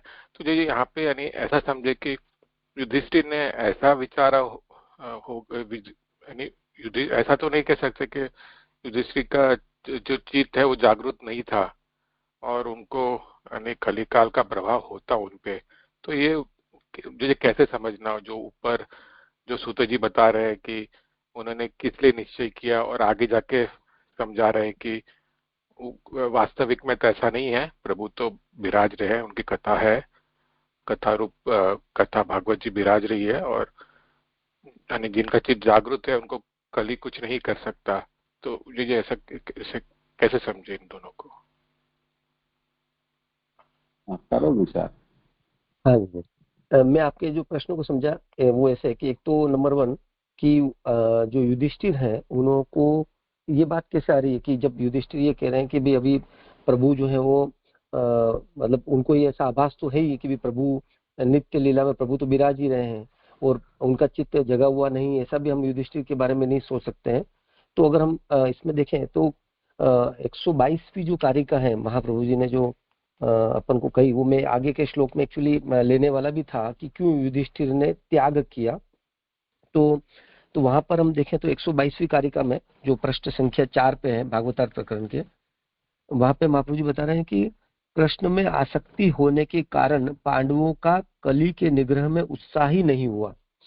अब जब प्रभु के साथ में उनकी जो अपन देखते हैं पांडवों की जो लीला है, जैसे अर्जुन ने भी ऊपर शोक के कारणों में उत्तर दिए, तो वहां किस तरीके से वो प्रभु के साथ की उनकी सब लीलाओं का वर्णन कर रहे हैं, विचार कर रहे हैं, और वो अब उनके लिए भूतल पर रहने का कोई प्रयोजन नहीं बन रहा है कि वो युधिष्ठिर आदि जो है पांडव अब वो भूतल पर रहे, तो अब उनमें कलयुग का प्रवेश तो नहीं होने वाला है, उसका भी वर्णन आगे के श्लोक में आएगा। पर फिर भी चूंकि वो प्रभु में आसक्त हैं, और प्रभु में आसक्त होने के कारण अब कलयुग को रोकने में उनकी प्रवृत्ति, अभी वो नहीं चाहते हैं कि उनकी प्रवृत्ति हो कलयुग को रोकने में। वो प्रभु पधारे हैं स्वधाम, तो वो भी प्रभु के साथ जहां प्रभु विराज रहे हैं वहीं जाना चाहते हैं, क्योंकि उनकी स्थिति कुछ इस तरीके की बनी हुई, उन्होंने प्रभु के साथ इस तरीके से भूतल पर लीला उनके साथ चली है। तो एक तो यह आशय है, मुझे लगता है कि यहाँ पर अब उनका चित्त जगा हुआ नहीं है, और कलयुग का उनके भी चित्त में कलयुग का आगमन हो जाएगा, ऐसा आशय युधिष्ठिर पांडव आदि के संदर्भ में नहीं है। वो आगे के आने वाले श्लोकों से भी स्पष्टता होगा, और इस तरीके से मुझे समझ में आ रही है बात आपके प्रश्न के संदर्भ में। जी देवेश भाई, आगे तो यानी ये आ ही रहा है कि भक्ति के द्वारा, यानी भक्ति के कारण उन्होंने यानी त्याग करने का विचारा। तो यहाँ पे जो आ रहा है तो इसे हम फिर सूत जी का मत है ऐसे समझे, क्योंकि यहाँ तो स्पष्टतया बता रहे हैं कि युधिष्ठिर ने क्या सोच के ये निश्चय किया यानी छोड़कर जाने के लिए। तो उसी संदर्भ में प्रश्न था कि इसे फिर सूत जी का मत कहे, क्योंकि आगे जो आ रहा है और ये जो कहा जा रहा है ये थोड़ा विपरीत है, इसलिए। नहीं, सूत जी का मत है ऐसा तो नहीं, कि सूत जी का मत भागवत जी का अगर वो भाग बन रहा है तो वो असंगत या गलत होने का संदर्भ तो अपन नहीं सोच सकते हैं। तो जो बात आ रही है, मुझे ऐसा लग रहा है कि वो युधिष्ठिर ऐसा बता रहे हैं कि प्रभु अब पधार गए हैं, और अब जब प्रभु, जैसे इसीलिए महाप्रभु जी ने वहां कारिका में कारिका 9 और कारिका 10 में काष्ठ का मतलब लकड़ी का उदाहरण दिया कि किस तरीके से लकड़ी अग्नि रूप है तब तक वो शुद्ध है, और अगर वो राख रूप हो जाती है तो मलिन हो जाती है। तो जिस तरीके से जिस स्थान पर प्रभु विद्यमान है, प्रभु है, और जहां प्रभु का तिरोधान है, उन दोनों का उस संदर्भ में बताया। अब भूतल पर से प्रभु ने जो आसुर व्यामोल लीला रूप में, अब प्रभु तो भूतल से पधारे ही हैं, तभी तो प्रश्न आ रहा है कि फिर अब क्या होगा सब जीवों का जो प्रभु के कृपा वाले जीव हैं। तो इसलिए अगर हम महाप्रभु जी का पूरा आशय समझें तो क्यों महाप्रभु जी ने जो हम शास्त्रार्थ प्रकरण मतलब जो सुबोधिनी जी में भागवतार्थ में जो 7 अर्थ बताए, तो जो भागवतार्थ प्रकरण में स्कंधार्थ बताया कि प्रभु के 12 अंग रूप प्रभु हैं और 12 अंग रूप भागवत है, तो प्रभु में और भागवत में समानता है। वे उस अर्थ में प्रभु भूतल से नहीं पधारे हैं, मतलब अब प्रभु के रूप में ही भागवत विद्यमान है। और यही कारण है कि महाप्रभु जी ने हमको भागवत जी का अन्य कोई संदर्भ में उपयोग करने के लिए मना किया है, कि भागवत के लिए जिस तरीके से प्रभु के संदर्भ में हमारी भक्ति निरुपाधिक है, उसी संदर्भ में भागवत में भी हमारी कोई प्रकार की सोपाधिकता नहीं होनी चाहिए, निरुपाधिकता रहनी चाहिए। यानी कि भागवत और प्रभु में कोई भेद नहीं है, वो हम शास्त्रार्थ स्कंधार्थ प्रकरणार्थ से अर्थ समझ सकते हैं। तो अब प्रभु भूतल से पधारे हैं, वो प्रभु की भूतल ऊपर की जो लीला है, वो लीला की संपूर्णता के संदर्भ में प्रभु भूतल से पधारे हैं। पर अब जो जीव भूतल पर प्रभु के कृपा युक्त जीव है वो विद्यमान है, उस संदर्भ में प्रभु भागवत रूप में भूतल पर विद्यमान है, ऐसा आशय लग रहा है।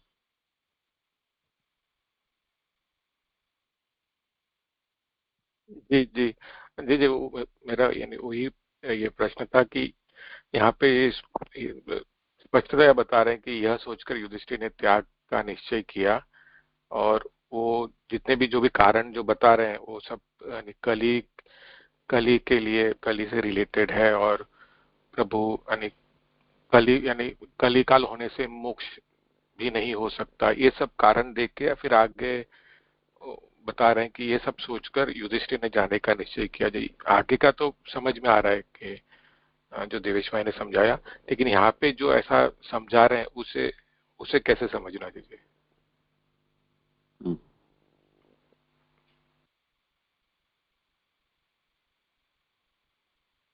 ये एक तो ये आप लोग इसमें सुधार लो टेक्स्ट में कि कहानिका इसकी है, वो लंबी है, बताऊं कहां तक है।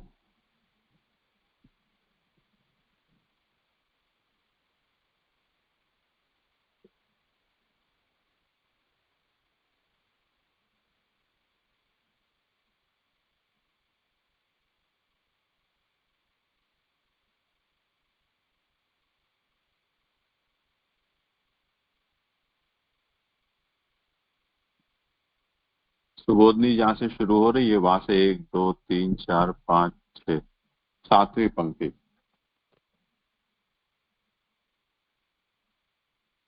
उसमें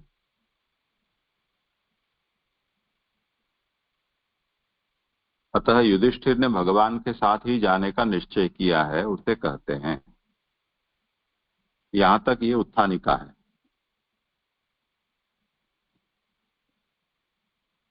उत्थानिका में क्या आज्ञा कर रहे हैं, मूल से ले लेते हैं, सरल हो जाएगा। कि सर्वेशाम मोक्षदानार्थम अवतीर्णो भगवान, भगवान सबके मोक्ष देने के लिए प्रकट हुए थे। अब वो भगवान तो पधार गए, जिनको मोक्ष देना था दे दाके और पधार गए। तो भगवान दत्वा मोक्षम यदा निवृत्तः तदा मोक्ष बाधकत्वेन कलिधर्माणाम निरूपणात्, और उसके बाद कलि का प्रवेश हुआ, ही आगे आएगा विषय कि जैसे ही भगवान पधारे तैसे ही कलिकाल आ गया। तो कलिधर्माणाम निरूपणात् तेषु आगतेषु स्थितस्य मोक्षो नास्ति। अब कलिधर्म जो है वो मोक्ष विरोधी है, भगवान मोक्ष देने के लिए पधारे थे। अब कलिकाल मोक्ष विरोधी होने से जो अब यहाँ बच गए उनका मोक्ष होगा नहीं। इति निर्गमनमेव शरणम, तो अब तो यहाँ से भागने में ही भलाई है, ऐसा युधिष्ठिर ने सोचा। इसलिए काल व्याप्ति रहित देशम प्रति भगवतैव सह गंतव्यम, जहाँ कलिकाल का प्रभाव न हो ऐसे प्रदेश में भगवान के साथ चला जाना। इति मतिम कृतवान, ऐसा युधिष्ठिर ने मन बना लिया। अब कहते हैं कि रह जाओ, कोई और उपाय हो सकता है जिससे कलिदोष से व्याप्त नहीं हो गए। तो कहते हैं कि तदतिरिक्त हेतु हो भागवता देह अभाव। अब भगवान के समकक्ष भगवान का नामात्मक स्वरूप भागवत है, वो तो अभी प्रकट हुआ नहीं है। अगर वो होता तो अभी भी उसके भरोसे जी जाते। तो न तो भगवान है न भागवत है। तो ऐसी स्थिति में अब यहां से चले जाने में ही भलाई है। इस बात का निरूपण यदा मुकुंदो भगवान इमाम महिम जहो स्वतन्वा प्रवणीय कथा, इस 36वें श्लोक में किया जा रहा है। अब इसमें जो प्रश्न है वो इनका ये है कि भगवान यानी युधिष्ठिर आदि के महिमा का वर्णन भी इस तरह से किया गया है कि परीक्षित में भी जो विशेषता है वो इनकी कुल परंपरा के कारण है। तो कुंती जैसी महान भगवत भक्त के प्रभाव से पांडवों में भगवत भक्ति आई, और वो भक्ति चलते चलते परीक्षित में इतनी समृद्ध हो गई। तो कलिका निग्रह करने में ये भी समर्थ हो सकते थे, परंतु जैसे अभी शायद राजर्ष ने ये बात कही कि उनको उस ओर उनका ध्यान गया ही नहीं, क्योंकि वो कार्य उनको करना ही नहीं था। उनके अवतरण में ये हेतु ही नहीं आया था, भगवान के द्वारा वो उनको कहा ही नहीं गया था कि ये काम तुमको करना है। तो भगवान जब तक हैं तब तक हमें यहाँ रहना है, भगवान नहीं रहेंगे तब हम लोग भी चले जाएंगे यहाँ से। ये बहुत ही स्पष्ट बात इनके मन में थी। इसलिए उन्होंने और कुछ सोचे विचारे बिना ये निश्चय किया, ऐसे इसको समझना चाहिए। जी जी जी जी जी, अच्छा स्पष्ट हुआ। धन्यवाद प्रणाम। हाँ जी धन्यवाद प्रणाम। तो जी आपने अभी सब समझाया है ना, तो ये इसके रेफरेंस में तो यहाँ भगवत स्वरूप और ज्ञान के अभाव होने से, तो ज्ञान की जगह भागवत कर ले, तो मतलब ये जो कल्पेश भाई का प्रश्न था ना, आपसे न भी भागवत ऐसा कहा, मतलब भगवत स्वरूप भी नहीं था और भागवत जी भी तब तक प्रकट नहीं हुए। और यहाँ जो 208 पेज पे ज्ञान लिखा है ना, उसकी वजह से मतलब थोड़ा भागवत जी कर सकते हैं मतलब वहाँ लिखने में। हाँ, मूल में भागवत ही है। अच्छा, तो यहाँ वो ज्ञान का अभाव लिखा है ना, इसलिए थोड़ा कंफ्यूजन हुआ है। कौन सी? पहली, दूसरी, तीसरी, चौथी, पांचवी, छठी लाइन सुबोधनी जी जहाँ है ना, सबको मोक्ष दे, वहां पे छठी लाइन है। इसके अतिरिक्त अन्य स्थानों में अथवा ज्ञान लिखा है ना, भागवत। हाँ भागवत कर ना, तो एक प्रश्न थोड़ा सॉल्व हो जाए। जी जी जी जी जी दूसरा प्रश्न, हाँ ये यहाँ पे 209वें पेज में 9वीं पंक्ति है, तो भी प्रकट हुए परमानंद स्वरूप ढके हुए रूप में बताए गए थे और उसी स्वरूप से उन्होंने पृथ्वी का त्याग किया। तो ये मतलब ढके हुए रूप में बताए गए थे, मतलब अनवतार काल की स्थिति दिखा रहा है, क्योंकि अगर भगवान प्रकट रूप में विराज रहे हैं तो परमानंद स्वरूप ढके हुए रूप में बताए गए थे। पंक्ति स्पष्ट नहीं हुई, मतलब ऐसे तो आगे पीछे से संदर्भ बैठ रहा है कि अपरिच्छिन्न स्थिति में तो भगवान सब स्थल पर विराजमान है, और आगे भी ऐसा है कि नित्य संबंध होने से, लेकिन ये पंक्ति स्पष्ट नहीं हो रही। तो भी प्रकट हुए परमानंद स्वरूप ढके हुए रूप में बताए गए थे। नहीं, और ढके हुए नहीं, परिच्छिन्न, उनका अनुवाद उन्होंने गलत किया। तो भी प्रकट हुए परमानंद स्वरूप परिच्छिन्न रूप में, अच्छा हाँ तो ठीक हो जाए, मतलब अढके हुए जैसा हो जाएगा, परिच्छिन्न कर देते हैं। कहाँ पर है ये? 1 2 3 4 5 6 7 9वीं पंक्ति है 209वें पेज में ऊपर से। हाँ देखो, तो भी प्रकट हुए परमानंद स्वरूप परिच्छिन्न रूप में, ढके हुए नहीं। जी जी जी प्रणाम। बताए गए थे और उसी स्वरूप से उन्होंने पृथ्वी का त्याग किया है, ऐसा कहा है। वैसे अपरिच्छिन्न स्थिति में तो वे सब स्थल पर विराजमान है ही। आ गया ना, आ गया परिच्छिन्न। हाँ जी, परिच्छिन्न कर देते ढके की जगह। यहाँ पे ये जो चित्त जागता हुआ नहीं है, जिनका चित्त जागता हुआ नहीं है, तो यहाँ पे वो चित्त जो ले रहे हैं उसका कोई स्पेसिफिक रीजन, क्योंकि और कुछ नहीं ले रहे और चित्त की बात कर रहे हैं, तो वो क्या सोच सकते हैं कुछ ऐसे?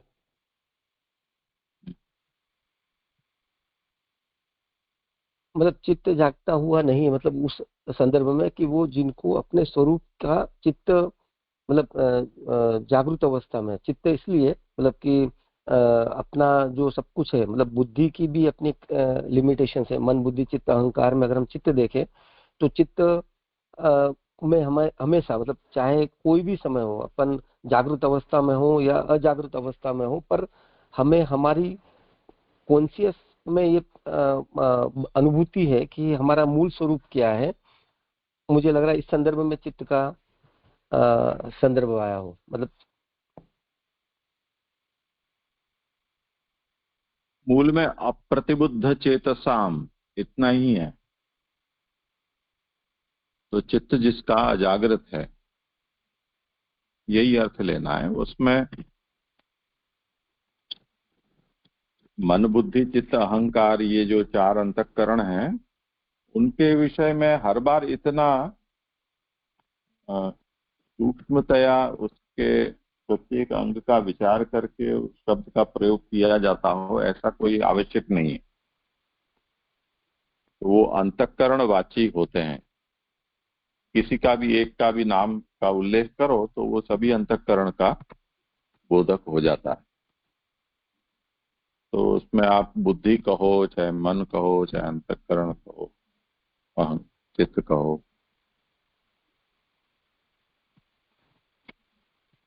जी जी जी जी जी जी जी हुआ समझ।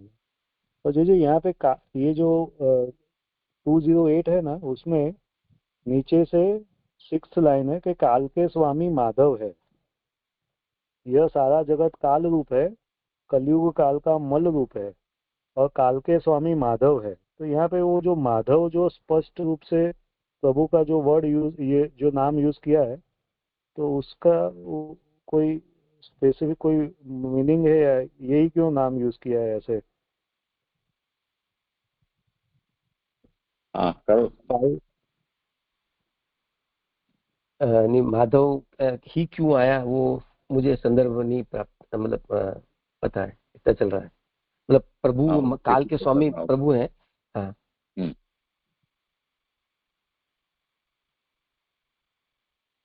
क्योंकि नॉर्मली जो मुझे ख्याल है वो माधव यानी को जो लक्ष्मी के जो पति है, या तो उस तरीके से होता है। यहाँ पे तो काल के स्वामी इस तरीके से ले रहे हैं, तो वो संदर्भ क्या है वो जरा।